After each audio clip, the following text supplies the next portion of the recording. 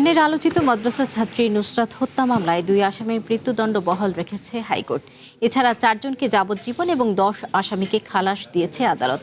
সোমবার দুপুরে বিচারপতি ভীষ্মদেব চক্রবর্তী এবং বিচারপতি KM রশিদুজ্জামান রাজার হাইকোর্ট বেঞ্চ এ রায় দেয়। তাদের রায়ে নুসরাতের মাদ্রাসার তৎকালীন অধ্যক্ষ SM সিরাজউদ্দৌলা ও তার সহযোগী শাহাদাত হোসেন শামীমের মৃত্যুদণ্ড বহাল রাখা হয়েছে। এছাড়া এই মামলায় সঠিক রায় দিতে না পারায় নিম্ন আদালতের বিচারককে প্রত্যাহারের নির্দেশও দিয়েছে হাইকোর্ট। মামলার কপি হাতে পেলে আপিলের সিদ্ধান্ত নেবে সরকার, জানিয়েছেন অ্যাটর্নি জেনারেল রুহুল কুদ্দুস কাজল।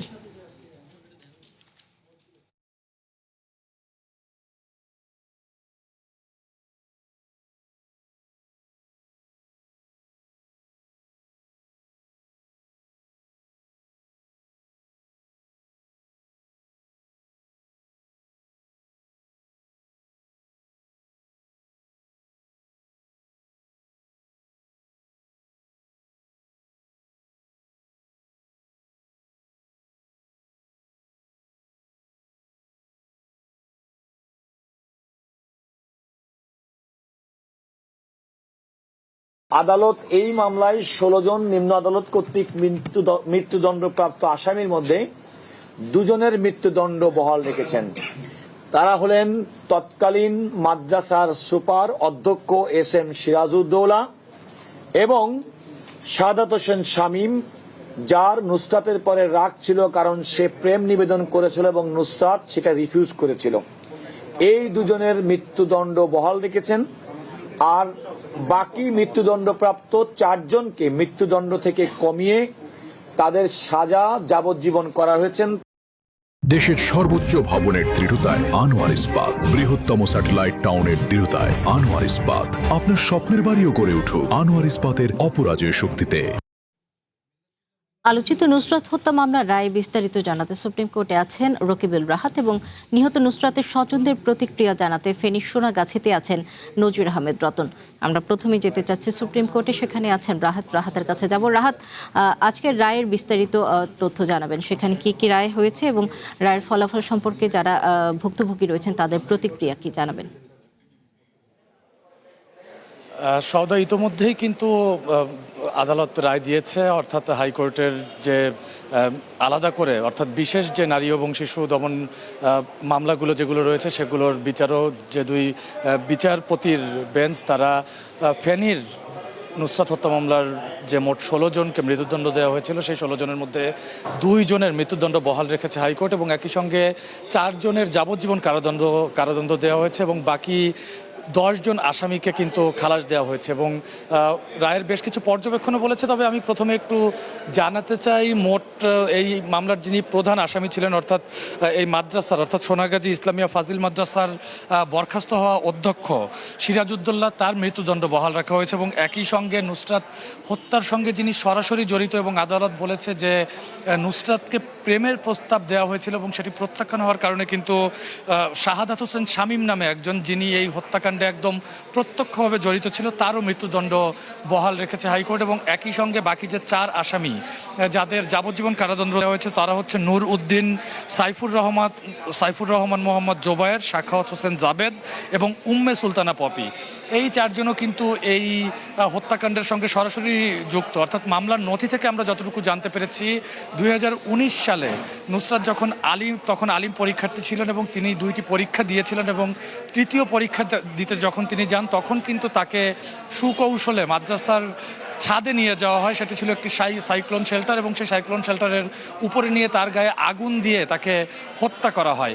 এই বিষয়টি নিয়ে কিন্তু আসামি পক্ষের যারা আইনজীবী ছিল, আসামি পক্ষের আইনজীবী বিষয়টিকে আত্মহত্যা বলে উপস্থাপন করতে চেয়েছিল আদালতে, তবে আদালত কিন্তু সেই বিষয়টি নাকচ করে দিয়েছে। তারা বলেছে যেহেতু মৃত্যুর আগে নুসরাতের কাছ থেকে একটি জবানবন্দি নিতে পেরেছিল এই মামলার কর্মকর্তারা, সেক্ষেত্রে সেই বিষয়টি কিন্তু তারা আমলে নিয়েছেন এবং একই সঙ্গে মোট যে সাক্ষ্য যারা দিয়েছেন সেই সাক্ষীদের সাক্ষ্যতেও কিন্তু বিষয়টি। নগদ নিয়ে এলো হার না মানা হার অফার। সর্বনিম্ন 10,000 টাকা রেমিটেন্স নগদে পাঠালে থাকছে স্বর্ণের হার জেতার সুযোগ। উঠে এসেছে যে এই হত্যাকাণ্ডের সঙ্গে কারা কারা জড়িত, সেই হিসেবেই কিন্তু আদালত বলছেন যে তারা এই মামলাটির রায় দিয়েছেন। তবে একই সঙ্গে আদালত একটি পর্যবেক্ষণ দিয়েছেন। তারা বলছেন যে সেই সময় অর্থাৎ 2019 সালে এই মামলাটি ফেনীতে যে বিচারক এই মামলাটির 16 জন আসামির মধ্যে 16 জনকেই মৃত্যুদণ্ড দিয়েছিল, তার বিচারিক যে কার্যক্রম অর্থাৎ ফৌজদারি মামলা করার যে কার্যক্রম, সেই কার্যক্রম কিন্তু কার্যক্রম থেকে তাকে বিরত থাকতে বলা হয়েছে এবং তাকে আইন মন্ত্রণালয়ে যেতে বলা হয়েছে। এই মামলার বিরুদ্ধে কিন্তু আসামি পক্ষের আইনজীবীরা বলছেন আপিল করবে এবং সার্টিফাইড কপি পাওয়ার পর অ্যাটর্নি জেনারেল অফিস তারাও আপিল করবে বলে আমাদের জানিয়েছেন। এই ছিল সুপ্রিম কোর্ট থেকে আমার কাছে সবশেষ। সওদা। রাহাত, আপনাকে ধন্যবাদ। এবারে যাব সোনাগাছিতে, সেখানে আছেন নজির আহমেদ রতন। রতন, আপনার কাছে জানতে চাচ্ছি, আপনি তো সোনাগাছিতে আছেন, রায় তো আসামিদের মৃত্যুদণ্ড বহাল রেখেছে হাইকোর্ট, তো এই বিষয়ে নুসরাতের স্বজনদের প্রতিক্রিয়া কি জানতে পেরেছেন? কিছু জানাবেন আমাদের।